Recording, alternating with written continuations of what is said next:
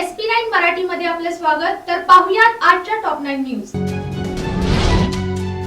आंबा तालुका शाहूवाडी अल्पावधीत पर्यटकांच्या पसंतीत उतरलेले व प्रसिद्ध झालेले पर्यटन स्थळ आहे। कोल्हापूर, सांगली तसेच पुणे, मुंबई सारख्या मोठ्या शहरातून सुद्धा अनेक लोक आपापल्या कुटुंबियांसह तसेच अनेक तरुण आपापल्या मित्रमंडळींसह आंबा परिसरात पर्यटनासाठी दाखल झालेले आहेत। दरवर्षीप्रमाणे याही वर्षी आंबा गावात आजूबाजूच्या परिसरातील 125 ते 150 च्या आसपास असणारे रिसॉर्ट फुल्ल झालेले आहेत। आंबा तालुका शाहूवाडी अल्पावधीत पर्यटकांच्या पसंतीस उतरलेले व प्रसिद्ध झालेले पर्यटन स्थळ आहे। कोल्हापूर, सांगली तसेच पुणे, मुंबई सारख्या मोठ्या शहरातून सुद्धा अनेक लोक आपापल्या कुटुंबियांसह तसेच अनेक तरुण आपापल्या मित्रमंडळींसह आंबा परिसरात पर्यटनासाठी दाखल झालेले आहेत। दिवाळी संपल्यानंतर मुलांना शाळा कॉलेजेसना असलेल्या सुट्ट्यांमुळे दरवर्षी या परिसरात फिरण्यासाठी लोकांची गर्दी होत असते। दरवर्षीप्रमाणे याही वर्षी आंबा गावात आजूबाजूच्या परिसरातील 125 ते 150 च्या आसपास असणारे रिसॉर्ट फुल्ल झालेले आहेत। सध्या सुट्ट्यांचा मनमुराद आनंद लुटण्यासाठी कुटुंबियांसह अनेक लोक या परिसरात दाखल झालेले आहेत। सफारीसाठी रिसॉर्ट करून उपलब्ध करून दिलेल्या गाड्यांच्या टपावर बसून पावनखिंड विशाळगड परिसरात पर्यटनाचा आनंद लुटताना दिसत आहेत। या परिसरात अगदी वाजवी दरापासून ते उच्च सोयी असलेल्या महागड्या हॉटेलपर्यंत सर्व सुविधा आंबा परिसरात रिसॉर्टच्या माध्यमातून उपलब्ध आहेत। लोक आपापल्या आवडीनिवडीनुसार राहणे पसंत करतात। आंबा परिसर हा घनदाट जंगलांनी वेढलेला आहे, त्यामुळे पावनखिंड विशाळगडला जाताना निसर्ग पर्यटनाचाही आनंद लुटता येतो। तसेच वाघझरा, मानोली डॅम, आंबा देवराई, आंबा घाट ही ठिकाणे पर्यटकांनी गजबजलेली आहेत। अनेक रिसॉर्टमध्ये कराओके सिस्टीम, रेन डान्स, लहान गाण्यांसाठी राईड्स, स्विमिंग पूल इत्यादी सुविधा उपलब्ध आहेत। देशभरात कुठेही गेलो तरी MH9 मुळे आपल्याकडे बघण्याचा दृष्टिकोन बदलतो। या MH9 चा अभिमान आहे। यामुळे कोल्हापूरची शान अधिक वाढवायची असेल तर बाहेरील लोकांशी बोलताना थोडं प्रेमाने बोला, असा प्रेमळ सल्ला राज्याचे निवृत्त प्रधान मुख्य वनरक्षक व कोल्हापूरचे सुपुत्र सुनील निमये यांनी गुरुवारी कोल्हापूरकरांना दिला। कोल्हापूरची शान अधिक वाढवायची असेल तर बाहेरील लोकांशी बोलताना थोडं प्रेमाने बोला, असा प्रेमळ सल्ला राज्याचे निवृत्त प्रधान मुख्य वनरक्षक व कोल्हापूरचे सुपुत्र सुनील निमये यांनी गुरुवारी कोल्हापूरकरांना दिला। राष्ट्रीय आणि आंतरराष्ट्रीय स्तरावर यश मिळवलेल्या कोल्हापुरातील विविध क्षेत्रातील 60 नामवंतांचा ब्रँड कोल्हापूर पुरस्कार देऊन गौरव करण्यात आला। हॉटेल सयाजी येथे झालेल्या या कार्यक्रमात माजी मंत्री आमदार सतेज पाटील, आमदार ऋतुराज पाटील यांची प्रमुख उपस्थिती होती। या कार्यक्रमात हॉकीच्या प्रचार प्रसारासाठी आयुष्य वेचलेले कुमार आगळगावकर व भरतकाम कलेला वाहून घेतलेल्या विजयमाला बाबूराव मेस्त्री यांना जीवनगौरव पुरस्कार देऊन सन्मानित करण्यात आले। देशात नसलेला नियम कोल्हापुरात लावून अडवणूक का करता? ऊस दरावरून मंत्री हसन मुश्रीफांचा राजू शेट्टींना सवाल। राज्य व केंद्र सरकारच्या कायद्यानुसार कोल्हापूर जिल्ह्यातील साखर कारखान्यांनी ऊसाचा दर दिला आहे। कायद्याचे तंतोतंत पालन येथील कारखाने करीत असताना देखील नाही तो नियम कोल्हापुरात लावून शिक्षा का देता, असा सवाल करीत कर्नाटकातील एका कारखान्याने 1.5-2 लाख टनाचे गाळप केले आहे। त्या कारखान्यांना जिल्ह्यातील ऊस जाऊ देता, मग आमचीच अडवणूक का करता, असा आरोप पालकमंत्री हसन मुश्रीफ यांनी स्वाभिमानीचे नेते राजू शेट्टी यांना केला। ऊस दराच्या बैठकीनंतर ते पत्रकारांशी बोलत होते। मंत्री मुश्रीफ म्हणाले, यंदा पाऊस कमी झाल्याने ऊसाचे उत्पादन कमी आहे। जेमतेम 3 महिने कारखाने चालतील, कामगारांना 9 महिन्यांचा बसून पगार द्यावा लागणार आहे। ऊस तोड मजूर बसून आहेत, त्यांच्या हाताला काम नसल्याने ते परत जाऊ लागले आहेत। ही परिस्थिती कारखानदारांनी कळकळून सांगितली, पण संघटना ऐकण्याच्या मनस्थितीत नाही। कर्नाटकातील हलसिद्धनाथ, बेडकीहाळ, उगार, अथनी या कारखान्यांनी 1.5-2 लाख टनाचे गाळप केले आहे। ख्रिश्चन समाजाच्या दफनभूमीची जागा माजी पालकमंत्र्यांनी हडपली, राजेश क्षीरसागरांचा आरोप। ख्रिश्चन समाजाच्या दफनभूमीची जागा माजी पालकमंत्र्यांनी हडपली असल्याचा आरोप राज्य नियोजन मंडळाचे कार्यकारी अध्यक्ष राजेश क्षीरसागर यांनी गुरुवारी केला। ख्रिश्चन समाजाच्या एका शिष्टमंडळाने गुरुवारी क्षीरसागर यांना भेटून दफनभूमीच्या जागेबाबत चर्चा केली। त्यानंतर क्षीरसागर यांनी महापालिका अधिकाऱ्यांच्या बैठकीत याबाबत चर्चा केली। आणि त्यांनी हा आरोप केला, ख्रिश्चन समाजाला दफनभूमीसाठी जागा उपलब्ध करताना प्रशासनास तारेवरची कसरत करावी लागत होती. सन 2014 पासून कदमवाडी येथील जागा दफनभूमीला देण्याची प्रक्रिया सुरू होती.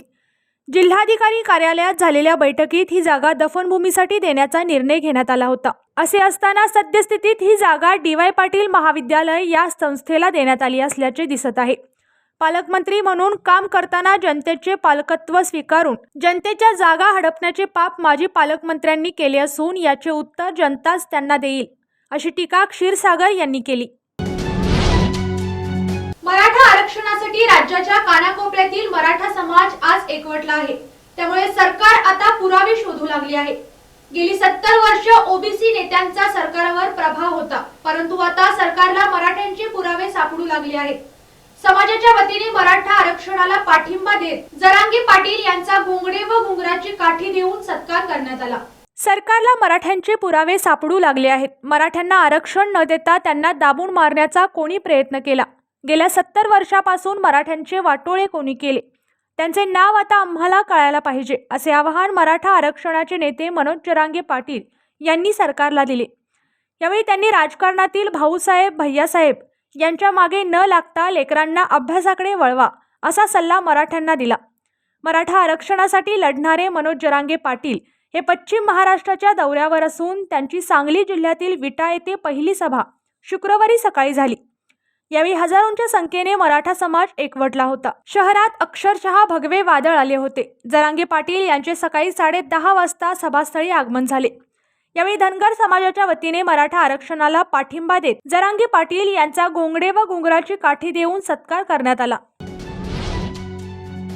पंतप्रधान नरेंद्र मोदी यांच्या 73व्या वाढदिवसानिमित्त राज्य शासनातर्फे नमो तीर्थस्थळ सुधार अभियान राबवण्यात येत आहे.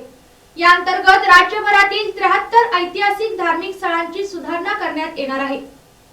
यामध्ये सांगली जिल्ह्यातील 5 स्थळांचाही समावेश आहे. पंतप्रधान नरेंद्र मोदी यांच्या 73व्या वाढदिवसानिमित्त राज्य शासनातर्फे नमो तीर्थस्थळ सुधार अभियान राबवण्यात येत आहे. या अंतर्गत राज्यातील 73 ऐतिहासिक धार्मिक स्थळांची सुधारणा करण्यात येणार आहे. यामध्ये सांगली जिल्ह्यातील 5 स्थळांचा समावेश आहे. कोल्हापूर व रत्नागिरीतील प्रत्येकी 1 व साताऱ्यातील 2 स्थळांचाही कायापालट केला जाईल. शासनाच्या पर्यटन व सांस्कृतिक कार्य विभागाकडून हा कार्यक्रम राबवण्यात येणार आहे.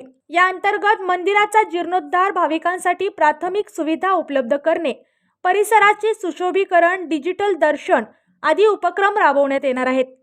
शासनाने निश्चित केलेल्या 73 ऐतिहासिक स्थळांमध्ये 12 ऐतिहासिक इमारती, तलाव यांचा समावेश आहे. त्यांचा इतिहास सांगणारे फलक QR कोडसह दर्शनी भागात लावले जाणार आहेत. मंदिराच्या देखभालीसाठी 5 भक्तांची समिती नियुक्त केली जाणार आहे. 31 ऑगस्ट 2024 अखेर हे काम पूर्ण करण्याचे उद्दिष्ट आहे.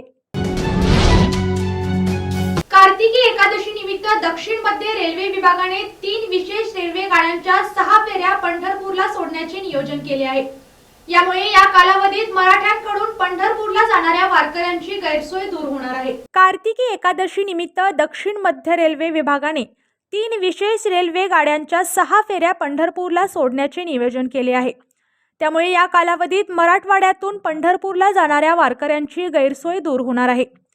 दक्षिण मध्य रेल्वे विभागातून बिदर पंढरपूर ही रेल्वे 22 नोव्हेंबर रोजी बिदर येथून रात्री 10:15 वाजता निघून पंढरपूर येथे दुसऱ्या दिवशी सकाळी 6:20 पोहोचेल. तसेच पंढरपूर बिदर ही रेल्वे 23 नोव्हेंबर रोजी रात्री 8 वाजता पंढरपूर येथून निघून दुसऱ्या दिवशी सकाळी 4:30 वाजता बिदर येथे पोहोचणार आहे. आदिलाबाद पंढरपूर ही रेल्वे 22 नोव्हेंबर रोजी दुपारी 2 वाजता आदिलाबाद येथून निघून पंढरपूर येथे दुसऱ्या दिवशी सकाळी 7:30 वाजता पोहोचेल.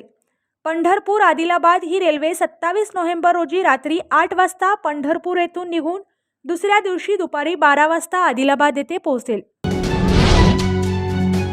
विजयदुर्ग येथील रामेश्वर घरीवाडी येथील प्रसिद्ध आंबा व्यापारी मिलेश बांदकर यांची या वर्षीची पहिली 6 डझनवारी हापूस आंब्यांची पेटी मुंबई येथील वाशी मार्केटला रवाना झाली. हापूस आंब्याला जागतिक स्तरावर पोहोचवणारे मिलेश बांदकर बंधूंनी दीपावलीच्या शुभ मुहूर्तावर हापूस आंब्याची पहिली पेटी मुंबईला पाठवली आहे.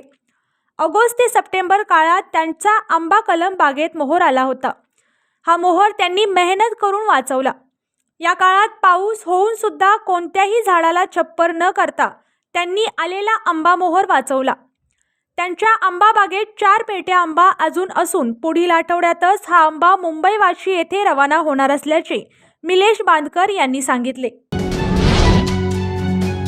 परिधी तालुका करवीर येथील भोगावती सहकारी साखर कारखान्यासाठी उद्या रविवारी मतदान होत आहे. निवडणूक यंत्रणा सज्ज झाली असून 82 केंद्रावर मतदान होणार आहे. त्यासाठी 720 कर्मचाऱ्यांची नियुक्ती करण्यात आली असल्याची माहिती निवडणूक निर्णय अधिकारी निलकंठ करे यांनी दिली. परिधी तालुका करवीर येथील भोगावती सहकारी साखर कारखान्यासाठी उद्या रविवारी मतदान होत आहे. निवडणूक यंत्रणा सज्ज झाली असून 82 केंद्रांवर मतदान होणार आहे. त्यासाठी 720 कर्मचाऱ्यांची नियुक्ती करण्यात आली असल्याची माहिती निवडणूक निर्णय अधिकारी निलकंठ करे यांनी दिली. भोगावतीच्या 25 जागांसाठी गेली 15 दिवस राधानगरी करवीर तालुक्यात सभांचा अक्षरशः धुरळा उडाला आहे. ऐन दिवाळीत आरोप प्रत्यारोपाने राजकीय वातावरण चांगले ढवळून निघाले होते. आमदार PN पाटील, राष्ट्रवादी काँग्रेसचे जिल्हाध्यक्ष AY पाटील, माजी आमदार संपतराव पवार, जिल्हा बँकेचे माजी अध्यक्ष कृष्णराव किरुळकर यांच्या नेतृत्वाखाली सत्तारूढ आघाडी कारखान्याचे माजी अध्यक्ष सदाशिव चरापले, स्वाभिमानीचे प्रदेशाध्यक्ष प्राचार्य जालिंदर पाटील, भाजपचे हंबीरराव पाटील आदींच्या नेतृत्वाखाली परिवर्तन आघाडी व कारखान्याचे माजी अध्यक्ष धैर्यशील पाटील कौलवकर यांच्या नेतृत्वाखाली दादासाहेब पाटील कौलवकर आघाडी अशी तिरंगी लढत होत आहे. मतदान उद्या रविवारी होत असून मतमोजणी सोमवारी रमणमाळा येथे होईल. आजच्या टॉप 9 न्यूज इथे संपल्या. पुन्हा भेटूत नव्या बातम्यांसोबत. तोपर्यंत तुम्ही पाहत रहा SP9 Marathi. Your time your news. धन्यवाद.